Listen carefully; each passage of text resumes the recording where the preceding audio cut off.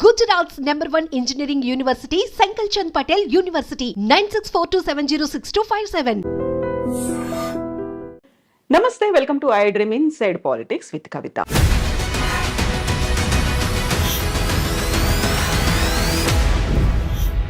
నలభై 47వ అధ్యక్షుడిగా డొనాల్డ్ ట్రంప్ బాధ్యతలు స్వీకరించిన తర్వాత ర్యాపిడ్ ఫైర్లో ఆదేశాలు జారీ చేస్తున్నారు. జన్మతః వచ్చే పౌరసత్వాన్ని రద్దు చేశారు. విదేశాలకు చేసే సహాయాన్ని 90 రోజుల పాటు నిలుపు చేశారు. దీంతో పాటుగా H1 వీసాల మీద చర్చలు, వాదనలు కొనసాగుతున్నాయని చెప్పారు. అండ్ ఆంక్షలు కూడా కొనసాగుతున్నాయి. భారతదేశం మీద ద్వైపాక్షిక సంబంధాలు ఎలా ఉండబోతున్నాయి? ఈ ఎగ్జిక్యూటివ్ ఆర్డర్స్ భవిష్యత్తులోనూ ఇలాంటి సంచలనాలనే కలిగించబోతున్నాయా? మనతో పాటుగా ఉన్నారు డాక్టర్ జయప్రకాష్ నారాయణ గారు. సార్ నమస్తే. నమస్తే కవిత. సార్, గతంలో మనం మాట్లాడుకున్నాం డొనాల్డ్ ట్రంప్ అధ్యక్షుడిగా రాబోతున్నాడు అని. వచ్చేసారు, రాగానే ర్యాపిడ్ ఫైర్ లో ఆదేశాలు అనేవి, ఈ ఎగ్జిక్యూటివ్ ఆర్డర్స్ అనేవి అసలు పెద్దన్నగా మనం భావిస్తుంటాము అమెరికా అని. ఎలా అనిపిస్తున్నాయి సార్ విదేశాల మీద? మనం 2 విషయాలు ట్రంప్ను గురించి గట్టిగా ఆలోచించాలి. ఒకటి, గత 2-3 రోజులుగా ఆయన పని చూస్తున్నట్టయితే చెప్పిన మాట చాలా మేరకు చేస్తాడు. ఎందుకంటే ఇంకోసారి మళ్ళీ అవకాశం లేదు ఆయనకి. వృద్ధాప్యంలో ఉన్నాడు. తన బ్రాండ్, తన మార్క్ ఉండాలని చెప్పని ఏం చేయబోతున్నాడో ముందే చెప్పాడు. ఎన్నికల్లో ఆయన ఏమీ రహస్యం ఏం లేదు, మంచిగానే చెడుగానే. ఉదాహరణకి క్యాపిటల్ మీద, అమెరికన్ పార్లమెంట్ మీద దాడి చేసిన వాళ్ళు నిజంగా దేశద్రోహం కొడిగినట్లు లెక్క. హింసకు పాల్పడ్డారు, కొంతమంది మరణాల కాలకులైనారు. వాళ్ళందరినీ క్షమాపక్ష ప్రసాదిస్తున్నాడు, ఇచ్చాడు.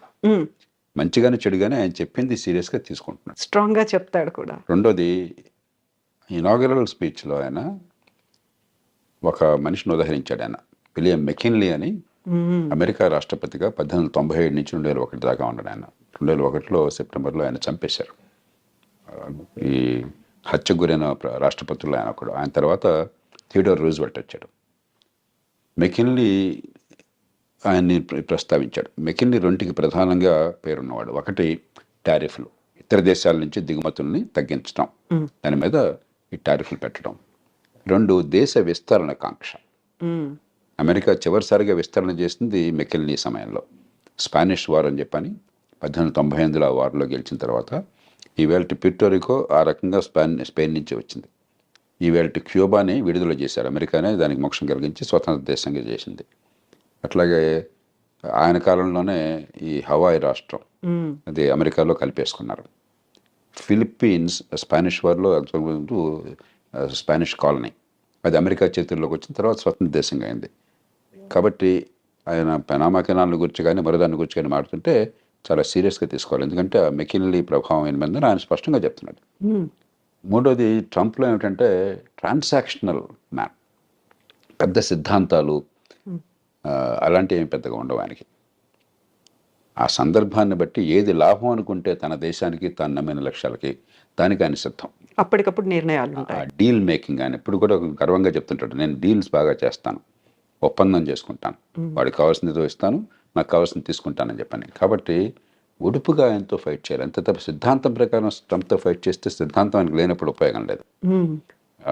అంచేత ఈ 4 ఏళ్ల కాలం ప్రపంచం అంతా కూడా ఆ ప్రభుత్వం, అక్కడ ప్రజల మనస్తత్వాన్ని గుర్తించి, ముఖ్యంగా భారతదేశం లాంటి దేశం చాలా లాఘవంగా మన ప్రజలను కాపాడుకుంటూనే మరి అవతల వాళ్ళ ఎక్కడ గట్టిగా ఉన్నారో గమనించి మన అవసరం మేరకు ఇచ్చిపుచ్చుకునే ధోరణి ఉండాలి.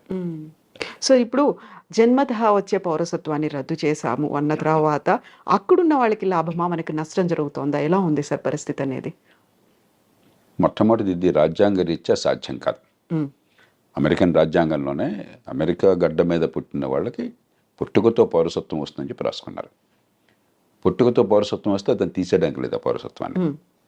రెండోది, పుట్టుకతో పౌరసత్వం ఉన్న వాళ్ళకి కొన్ని పదవులకు అర్హులు. ఉదాహరణకు అమెరికన్ రాష్ట్రపతి, ఉపరాష్ట్రపతి లాంటి వాళ్ళు పుట్టుకతో పౌరసత్వం ఉన్న వాళ్ళు మాత్రమే అర్హులు. మిగతా పౌరులు, ఇతర దేశాల నుంచి పోయిన వాళ్ళు పౌరులుగా ఉంటే అర్హులు కాదు. అలా పెట్టుకున్నారు వాళ్ళు. కాబట్టి అది సాధ్యం కాదు. కానీ ఆయన ఎందుకు చేశాడంటే ఆయన 2 కారణాలుగా, ఒక బలమైన సంకేతాన్ని ఇవ్వాలి, అక్రమ వలసదారులకి వ్యతిరేకము, నేను క్షమించను అని చెప్పడానికి. రెండోది, ఇది ఖచ్చితంగా సుప్రీంకోర్టు దాకా పోతుంది. అమెరికాలో తుమ్మిన దగ్గర సుప్రీంకోర్టు దాకా వెళుతుంది. ఎందుకంటే అది లిటిగేటియస్ సొసైటీ. ప్రతిదానికి ఒక కోర్టుల వివాదాలు, దావాలు, ఆ దేశ సాంప్రదాయంలో భాగం అది, ఆ దేశం జన్యువుల్లో భాగం అది. సుప్రీంకోర్టుకి వెళుతుంది. 199 సక్రమంగా ఆ దేశంలోకి చట్టబద్ధంగా ప్రవేశించిన వాళ్ళు సంతానం కనుక అయినట్టయితే దాని పౌరసత్వాన్ని సుప్రీంకోర్టు కాదనలేదు. కానీ అక్రమంగా ప్రవేశించిన వాళ్ళైతే అన్డాక్యుమెంటెడ్ ఇమిగ్రెంట్స్ అంటాం, వాళ్ళకి ఇప్పుడు వాళ్ళ పిల్లలకి పుట్టుకతో పౌరసత్వం ఇవ్వాలి వద్దన్న విషయంలో బహుశా సుప్రీంకోర్టు మరి ఇంకొక స్టాండ్ తీసుకోవచ్చు. కాబట్టి భారతీయ సంతతి వాళ్ళకి నేను అనుకోవటం, మన వాళ్ళు 195 భారతదేశం నుంచి వెళ్ళిన వాళ్ళు అమెరికాకి నైపుణ్యము విద్య ఉన్నవాళ్ళు, డాక్యుమెంటెడ్ ఇమిగ్రెంట్స్ అంటే వీసాలు వగేరా పొంది చట్టబద్ధంగా వెళ్ళిన వాళ్ళు. కాబట్టి వాళ్ళకి ఇబ్బంది ఉండకపోవచ్చు. కానీ అన్డాక్యుమెంటెడ్ ఇమిగ్రెంట్స్ పిల్లలకు మాత్రం ఆ పౌరసత్వం ఉంటుందా లేదని సుప్రీంకోర్టు చేతిలో ఆధారపడి ఉంటుంది. ఇక రాజ్యాంగాన్ని మార్చడం అమెరికాలో దాదాపు అసాధ్యం. అలా కాకుండా అమెరికాలో పుట్టుకతో పౌరసత్వం రాకుండా చేయాలి అని చెప్పాను కనుక అన్నట్టయితే అమెరికాలో పార్లమెంట్లో 2 సభలు, senate, American house of representatives, దానిలో 3/2 మెజారిటీ కావాలి. 4/3 రాష్ట్రాలు ఆమోదించాలి. అమెరికాలో ఇది తల్లకిందులుగా తపస్సు చేసినా కూడా సాధ్యం కాదు. కాబట్టి కొంతమేరకు అంటే అక్రమంగా ఆ దేశంలోకి ప్రవేశించిన వాళ్ళ సంతానానికి పౌరసత్వం లేకుండా సుప్రీంకోర్టు ఏమన్నా కనుక రాజ్యాంగాన్ని ఆ రకంగా వాళ్ళు విశ్లేషించినట్టయితే అది సాధ్యం కావచ్చు. భారతీయ సంతత్వానికి ఇబ్బంది ఉండదు. కానీ భారతీయులు ఖచ్చితంగా అక్రమంగా చొరబడేవాళ్ళు కొంతమంది ప్రయత్నం చేస్తున్నారు. అదివరకు నాకు తెలియదు. ఈ మధ్య కొన్ని అంకెలు చెప్తున్నారు, 7.5 లక్షల మంది దాకా ఉన్నారని. అది దాన్ని మనం ప్రోత్సహించకూడదు. అలాంటి వాళ్ళకి ఇబ్బంది కలిగితే దానికి మనం బాధ కూడా పడకూడదు. ఎందుకంటే మన దేశ బ్రాండ్ పోతుంది. ఇక్కడ చదువుకున్న వాళ్ళు, నైపుణ్యం ఉన్నవాళ్ళు పద్ధతి ప్రకారం వస్తున్నారు, ఆ దేశానికి మంచి చేస్తున్నారని చెప్పిన భావం ఒక బ్రాండ్ ఉన్నది. అలా కాకుండా మనం కూడా ఇతర దేశాలలాగా అక్రమంగా చొరబడుతున్నారు, దక్షిణంలో సరిహద్దు నుంచో లేకపోతే కెనడా నుంచో ఇల్లీగల్గా వెళుతున్నారు, ఇక్కడ సరిపడిపోతున్నారని చెప్పిన భావం ఉంటే మన దేశానికి నష్టం, కొంతమందికి లాభం కలగచ్చు.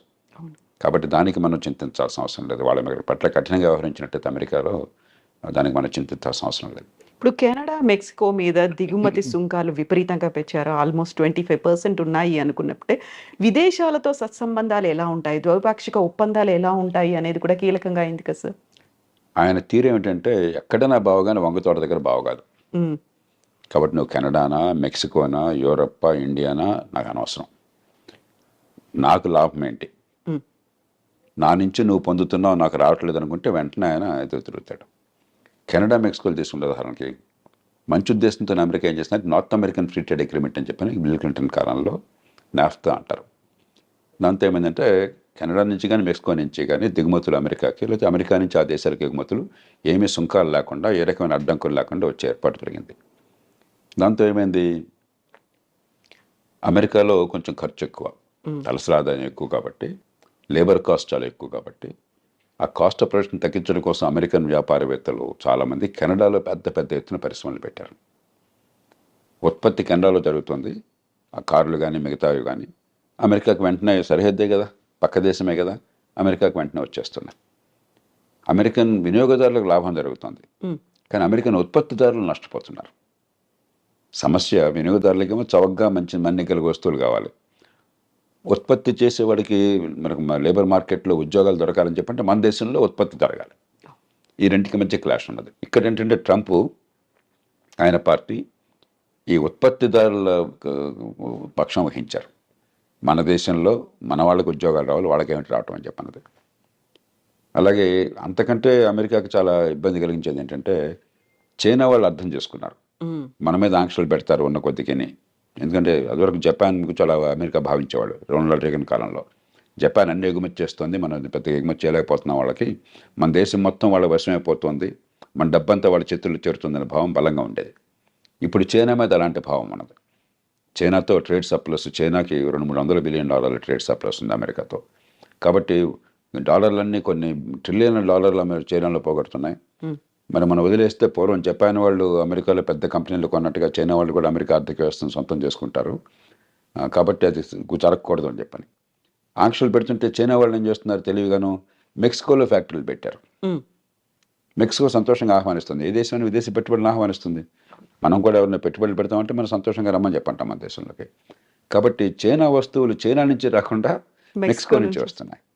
ఈ 2 కారణాలుగా ఆయన గట్టిగా విరుచుపడుతున్నాడు.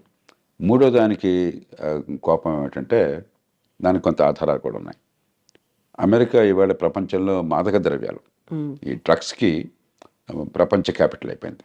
డిమాండ్ అక్కడ విపరీతంగా ఉన్నది. కొన్ని కోట్ల రూపాయలు ఖర్చు పెట్టడానికి సిద్ధంగా ఉన్నారు అక్కడ జనం కొనటం కోసం చెప్పని. మత్తుకి అలవాటు పడ్డ వాళ్ళు చాలామంది ఉన్నారు, బానిసలు అయిపోయినారు. అవన్నీ ఎక్కడి నుంచి వస్తున్నాయి? వాళ్ళకి సముద్రం నుంచి రావడం చాలా కష్టం, భూభాగం నుంచి మెక్సికో నుంచి వస్తున్నాయి. ఎప్పుడైతే దీనిలో కొన్ని కోట్ల డాలర్ల లాభం ఉన్నదో కార్టెల్స్, బలమైన సంఘటిత నేరస్తులు, గతంలో మాఫియాలు అనేవాళ్ళం, ఈ మాఫియాలు డ్రగ్ కార్టెల్స్ అంటాం, వాళ్ళు వందల బిలియన్ల డాలర్ల డబ్బులు చేసుకుంటున్నారు. అంత డబ్బులు ఉన్నాయి కాబట్టి విపరీతమైనటువంటి హింస, నేరాలు, మామూలు నేరాలు కాదు, ఎదురొస్తే వాడిని సఫా చేయటమే, అంత దారుణంగా ఉండదు. కాబట్టి వాళ్ళని అరికట్టాలని చెప్పన్నా కూడా దక్షిణ బార్డర్, ముఖ్యంగా మెక్సికో బార్డర్తో ఒకటి ఇమిగ్రెంట్స్ రాకుండా ఆపాలి, రెండు ఇది డ్రగ్స్ రాకుండా ఆపాలి. అందుకనే ఆయన డ్రగ్ కార్టెల్స్ని టెర్రరిస్టులుగా ప్రకటించాడు. అప్పుడు అమెరికన్ చట్టం కింద చాలా అధికారాలు వస్తాయి రాష్ట్రపతికి. అవసరమైతే మెక్సికోలోకి తన సైన్యాన్ని పంపించి దాడులు చేసి వాళ్ళని చంపే హక్కు కూడా వస్తుంది అనమాట. అంచేత మెక్సికో విషయం ప్రత్యేకం. కానీ మొత్తం మీద ఖచ్చితంగా ఆయన చైనా మీద కానీ, చివరికి వీలుంటే అవసరమైతే మన మీద కానీ ఆయన అవసరమైతే టారిఫ్లు పెడతాడు. ఎందుకంటే మనతో ఉదాహరణకి పెద్ద చైనా లాగా కాకపోయినా మనకు కూడా 15-20 బిలియన్, 20-25 బిలియన్ డాలర్లు, 30 బిలియన్ డాలర్లు మనకి సర్ప్లస్ ఉన్నది. అమెరికా ఒక్కటే పెద్ద దేశం, భారతదేశం ట్రేడ్ సర్ప్లస్ ఉన్న దేశం అమెరికా ఒక్కటే పెద్ద దేశాల్లో, 35 బిలియన్ డాలర్లు. చైనాతో మనకి 90-100 బిలియన్ డాలర్ల లోటు ఉన్నది, అమెరికాతో 30-35 బిలియన్ డాలర్ల సర్ప్లస్ మిగిలి ఉన్నది. ఆయనకి ఎక్కడ ఏ దేశానికి తన దేశంతో వాణిజ్యంలో మిగులున్నా సరే ఆయనకి వెంటనే అక్కసు, వాడు వస్తువులు మన దగ్గర అమ్ముకుంటున్నాడు, మనం అమ్మలేకపోతున్నాం అని చెప్పని. హార్లీ డేవిడ్సన్ ఒక కంపెనీ ఉంది, ట్రంప్ 2-3 సార్లు దాని గురించి ప్రస్తావించాడు. మోటార్ సైకిల్ నడుపుతారు, అవి ఏమిటో నాకు తెలియదు కానీ కొంచెం ఈ కుర్రాళ్ళు కొందరు మోసపోతారు, ఖరీదైనటువంటివి. మన వాళ్ళు ఖరీదైన వస్తువును మన దేశంలో లగ్జరీ ట్యాక్స్ చాలా ఎక్కువ పెడతాం. ఆయన 2-3 సార్లు ప్రస్తావించాడు, ఇండియా టారిఫ్ కింగ్, చూడండి హార్లీ డేవిడ్సన్ మోటార్ సైకిల్ మీద టారిఫ్ పెట్టారని చెప్పని. అలాంటి విషయాల్లో మనం కొంచెం సౌమ్యంగా, పెద్ద నష్టమే లేదు, ఆయనకి ఏదైతే గట్టిగా బుర్రలో ఉందో దాన్ని తగ్గించేసుకోవాలి.